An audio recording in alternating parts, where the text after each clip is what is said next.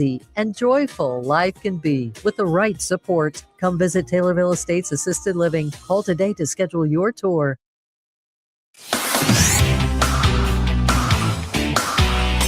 WTIM. Good morning, Central Illinois, and welcome to the WTIM Pana Morning Show on your information station. The show is sponsored by People's Bank and Trust, where they put people first, along with Pizza Man, Noren's Hardware, Bob Riding's Pana, and Oak and Eat Chop Shop. I'm your host, Reed Kamai. The National Day of Prayer is this Thursday, and among the many organizations getting involved, the Pana First United Methodist Church is as well. And joining me for this interview here is the Pana First United Methodist Church's pastor, Reverend Jessica Baldiga. Reverend Baldiga, thanks for coming on this morning. Thank you so much for having me. Yes, it is good to have you on as we get ready for the National Day of Prayer. First, for anyone in the area who wants to get involved with what you folks are doing on that day, on this Thursday, when is any gathering going on, and what else should folks know about it? Yeah, so we are gathering, like you said, this Thursday. We're going to gather really early sort of early in the morning at 7:30 a.m. And we'll be done in plenty of time that you can get back to work or to school, whatever you might have, by 8 o'clock. We'll be gathering at a newer location here in Pana, the Well Christian Outreach Center, and it's at 118 South Locust Street, right here in Pana.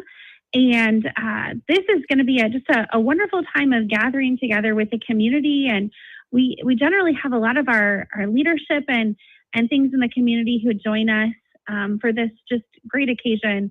Lots of the churches in our area are represented, and we'll be gathering together for just a time of really intentional prayer.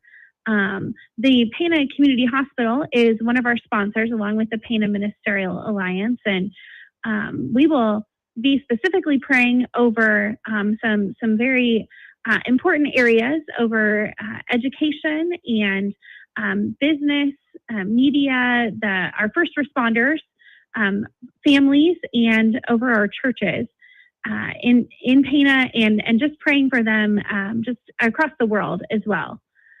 This is just an important thing that many churches across the country do on this day, where they gather together, many Christians and organizations, and pray over. These are the specific areas that everybody will be praying over across the country. And we'll also have the Pledge of Allegiance that we'll say together with the Pana Honor Guard, and someone will be coming in to sing the national anthem with us. And then I love that we close together with the Lord's Prayer. That's sort of the piece of prayer that kind of draws us all together, and it reminds us just how connected we are, even though we're from different churches, different faith communities. Jesus all taught us to pray that way, and so we kind of end with that. And it sounds like this is kind of an annual thing. How does attendance tend to compare to say a traditional Sunday service? Is the National Day of Prayer something that draws in a considerable amount of people? So it doesn't draw in nearly as many people as come to our churches on Sunday mornings, just because it's a hectic time during the day. People are getting their kids to school and getting off to work and things. And if they work out of town, as many people in Pana do, it makes it a little bit difficult. But we get a good group of people from all of our churches, and so that's kind of fun to come together with. The Catholics and the Presbyterians and the people from the Christian church and the Baptists and things. We all come together and pray with one another. And the police chief usually joins us, and different people in the community who make the time come and join us. So I would say we usually have about 20 or more people who come and join us. We have been doing it outside of the city building, just kind of around the flagpole there outside of the city building. And now in this new location, I'm not sure how many people will come, because that's becoming quite a popular place for different things in our community. So there may be more this year. Okay, so you might get a little bit of a higher turnout. So you mentioned, bringing in folks from different like areas of faith. I don't quite know what the best term to use for that is, but what does it mean to kind of bring all of those folks together kind of in one effort of prayer, even if the exact beliefs aren't all the same?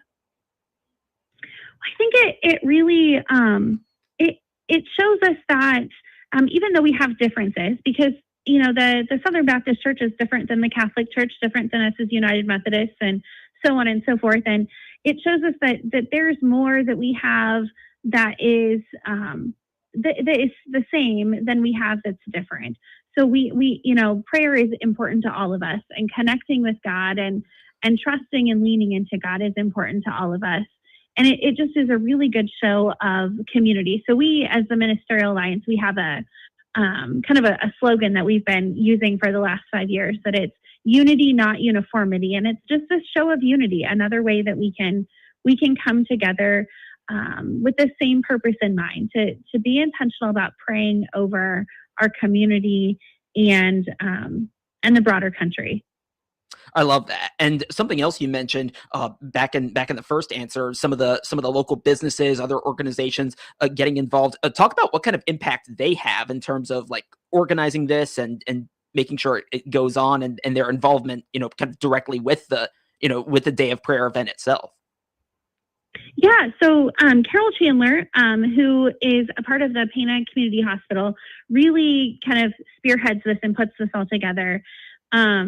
She does all of the advertising for it, getting the location secured for us and making sure that everything is ready to go. She prints flyers, and she will bring kind of an order of service for that day for us. And she just really helps to spread the word across the community. Our hospital is a really incredible hospital, and has a great presence in our community, and so it helps to have their backing so that more people know about this event than just those in our specific churches.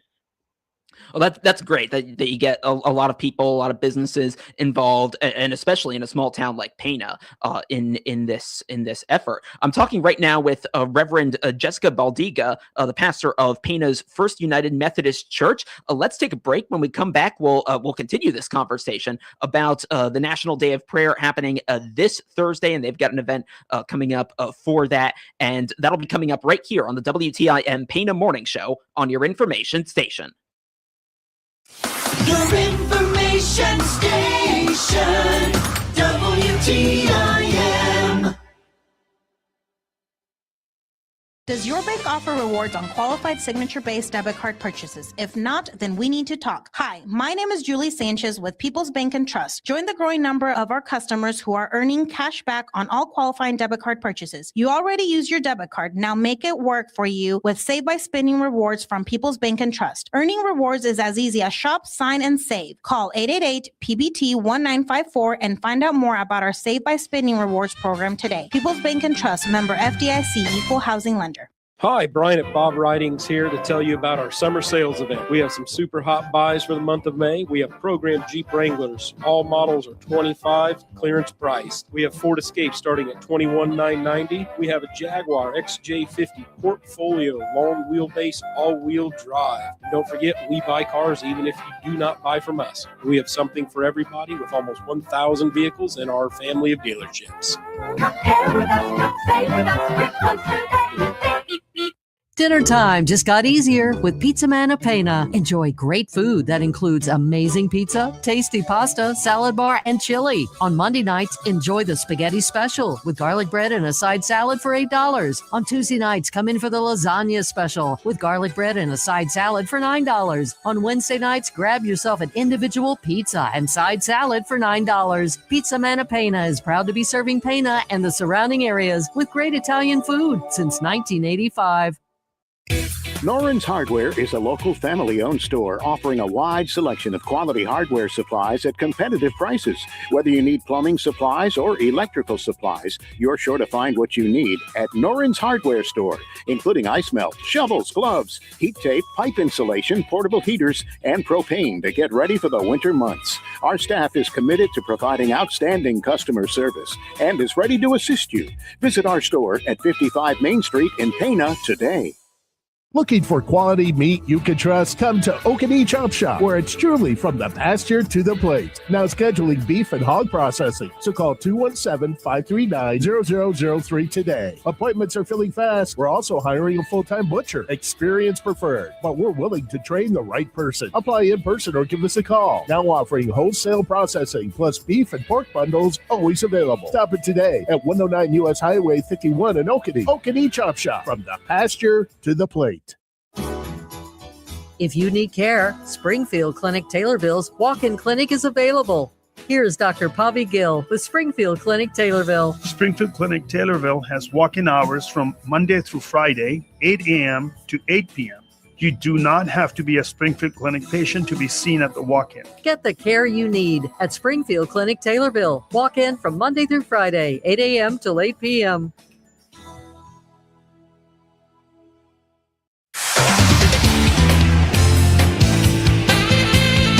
WTIM.